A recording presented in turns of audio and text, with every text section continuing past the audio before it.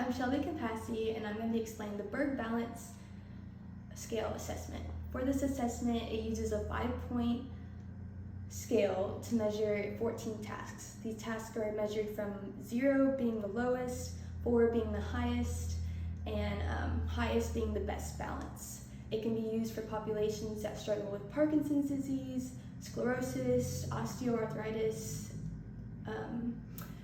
and individuals that are 65 years or older or any age. All right, this is my patient, and for the first task, he'll be sitting to standing. So, sit down. So he'll stand up, and notice he didn't use any hands to get up, and he didn't need any assistance. So he'd be a level 4. If he had to use some hands a couple times, then he would have been a stage 3. If he had to use his hands and it took a couple tries, it'd be a stage 2. If he needed minimal effort, it'd be a stage 1. And then if he needed maximum effort, if I had to assist him, it'd be a stage 0. All right, the second task that I'd have my patient do is stand for 2 minutes and try not to hold on to anything. So if the patient was able to stand for 2 minutes independently, it'd be a stage 4.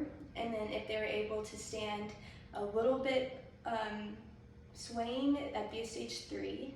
If they only were able to get to 30 seconds without needing help, it'd be a stage 2. And then if it took a couple tries for them to be able to hold for 30 seconds, stage 1. And then if they needed assistance and couldn't hold for 30 seconds, it'd be a stage 0. All right, the third task is sitting without support, so you wouldn't be resting on the back of the chair. As you can see, you'll be sitting for 2 minutes, and as you can tell, he's able to sit independently and would be able to do it for 2 minutes, so he'd be a level 4. If they're able to sit for 2 minutes, but they need supervision, so they're a little swaying, they'd be stage 3. If they can do it for 30 seconds, it's stage 2. 10 seconds, stage 1, and then if they're not able to hold steady for 10 seconds unsupported sitting, then they'd be a stage. All right, this is the fourth task. So for this task, usually you want one chair with an armrest and then one chair without one. I don't have that, so if you were doing the test, you'd want to use one with an armchair. For this assessment, you want your patient to go from one chair to the other, and you're going to be watching their movement as they do it. So for him, he didn't use any hands to move and was able to move independently, so that'd be a stage 4. If he needed to use hands, he'd be a stage 3. If he needed supervision and some cueing to get from one chair to the other, that would be stage 2. If he needed help, if I needed to aid him, that'd be stage 1. And if 2 people had to help him, it would be stage tasks. So you would have your patient sit from standing, they would be sitting. So looking at my patient, he didn't use his hands to sit down. He sat down controllably, so that'd be a stage 4. If he needed to use his hands, that'd be a stage 3. If he had to use the back of the chair with his legs to sit down, that would be a stage 2. For stage 1, they're able to sit down, but it's uncontrolled. So that'd be a stage 1. And then for stage 0, they are not able to sit down. The sixth task, what you want to do is have your patient standing with both of their feet unsupported, and what they're going to do is close their eyes for 10 seconds, and you're going to observe. So as you can tell, he's able to keep stability and balance with his eyes closed for 10 seconds, so he would be a level 4. If your patient is able to keep themselves standing for 10 seconds, but they need they need supervision, which means they're swaying a little bit, they'd be a stage 3. If they're able to hold for 3 seconds with their eyes closed, that's a stage 2. If they're able to hold their ground for 3 seconds, but they have to keep their eyes open, that'd be a stage 1. And then lastly, if they aren't able to keep themselves steady and I have to be there in case they fall, that would be a stage. All right, for the 7th task, I'm gonna have my patient and they're gonna stand with their legs, feet together. Legs, okay, that's just not All right, for the seventh task, what I'm gonna have my patient do is you're gonna have them standing up without support, and you're gonna have them put their feet together. So if they're able to hold this position with their feet together without holding on to anything for a minute, that would be at stage 4. If they're able to hold on for a minute with their feet together, but they are a little wobbly, they need supervision, that'd be a stage 3. If they're able to keep their feet together and stand for 30 seconds, that's a stage 2. If they need assistance, but they can hold for 15 seconds, that's a stage 1. And then if they need assistance, but they can't hold for 15 seconds, that's a stage 2. All right, so the next task is task 8.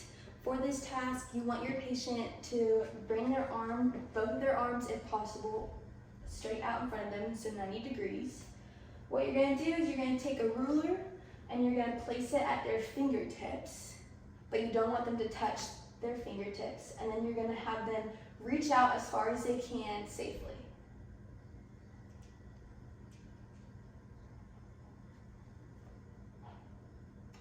All right, so as you can tell, he was able to reach pretty far. You would measure that reach, and if it was 25 centimeters and he was able to do it confidently, it'd be a stage 4. If your patient was able to go 12 centimeters, stage 3, 5 centimeters, they were able to go, it's a stage 2. If they were able to reach forward, but they needed supervision, they were a little unsteady, that'd be a stage 1. And then if they lost their balance and needed external aid, that would be a stage 2. All right, so the next task is task 8. For this task, you want your patient to bring both of their arms if possible, straight out in front of them, so 90 degrees. What you're gonna do is you're gonna take a ruler and you're gonna place it at their fingertips, but you don't want them to touch their fingertips. And then you're gonna have them reach out as far as they can safely.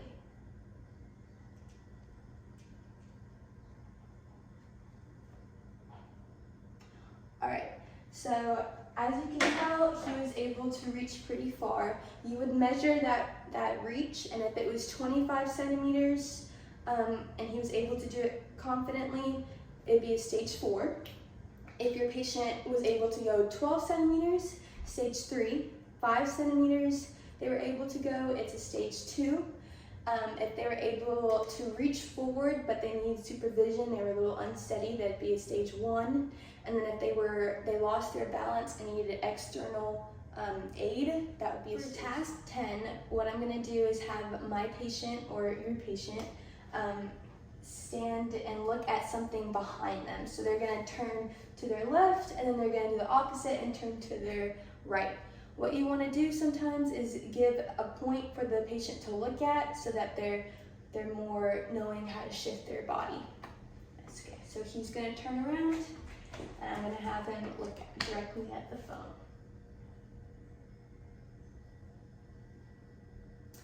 So as you can tell, he was able to shift his body weight easily and stay balanced. That'd be a stage 4. If he was able to shift to one side and then the other, but there was less shift in one of the sides, that would have been a stage 3. If he was only able to turn to one side, that's a stage 2. If he was able to turn, but he needed supervision, that's a stage 1. And then if he was not able to turn and needed help, that'd be a stage 2. For task 11, what you'll have your patient do is do a 360 turn. So I'm gonna have him do a 360 turn one way, and then once he's back, he's gonna do a 360 turn the opposite way.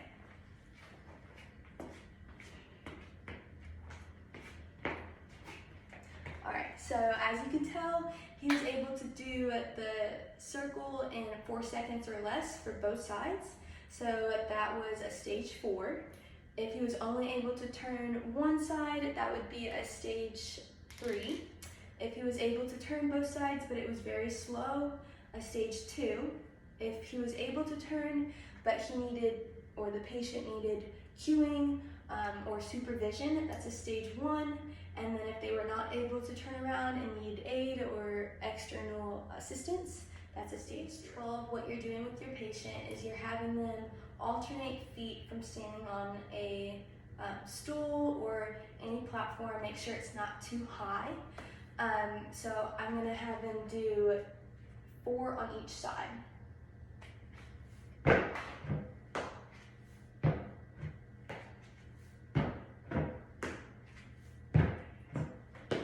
Alright, so I would have my patient keep doing this 4 times on each side, so 8 steps in total. If they're able to do this in less than 20 seconds, 20 seconds, that would be stage 4. If they're able to do it if they're able to do it by themselves but more time than 20 seconds, that would be stage 3. If they're only able to do 4 steps, and they need supervision, that's a stage 3. If they're only able to do 2 steps, that'd be a stage 3. If they're able to do 4 steps, that's a stage 2. If they're able to do 2 steps and they need supervision or minimal help, that's a stage 1. And then if they couldn't try it, that's a stage 0. For the 13th task, what you're going to do is you're going to show your patient how to do this exercise. So what they're going to do is they're going to try to put one foot in front of the other, so you have heel to toe, and you're going to try to stand and balance for 30 seconds. So I'll have my patient try that. So as you can see, he was clearly able to keep his balance and hold for 30 seconds. So that would be a stage 4. If they're able to take a small step forward, but they can't do the tandem pose, then that would be a stage 3. If they're able to make a small step forward, still holding those 30 seconds, that's a stage 2. If they can only hold for 15 seconds and they need your help, that's a stage 1. And then if they're not able to do it, or if they need your assistance, maximal assistance, that's a stage 3. All right, so this is the last task, and this is task 14. So what you'll have your patient do is he or she will stand on one leg, and you will time for how long they can hold.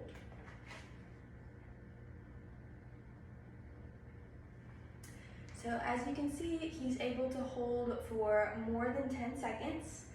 So that'd be stage 4. If they're able to hold between 5 and 10 seconds, that'd be a stage 3. If they're able to hold for 3 or more seconds, that's a stage 2.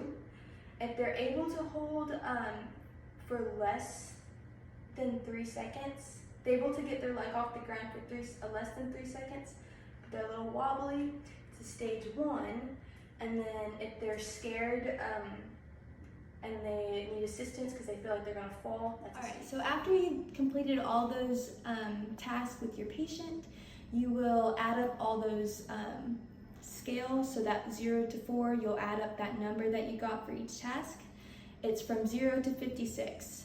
So if at the end of the day you complete the assessment and your patient is from 0 to 20, then that would mean that they're they're not good at balance, and they would probably need a wheelchair. And then if they're 21 to 40, then they probably need a cane or a walker, and they're medium for balance. And then if it's 41 to 56, then they are good with their balance and can move around independently.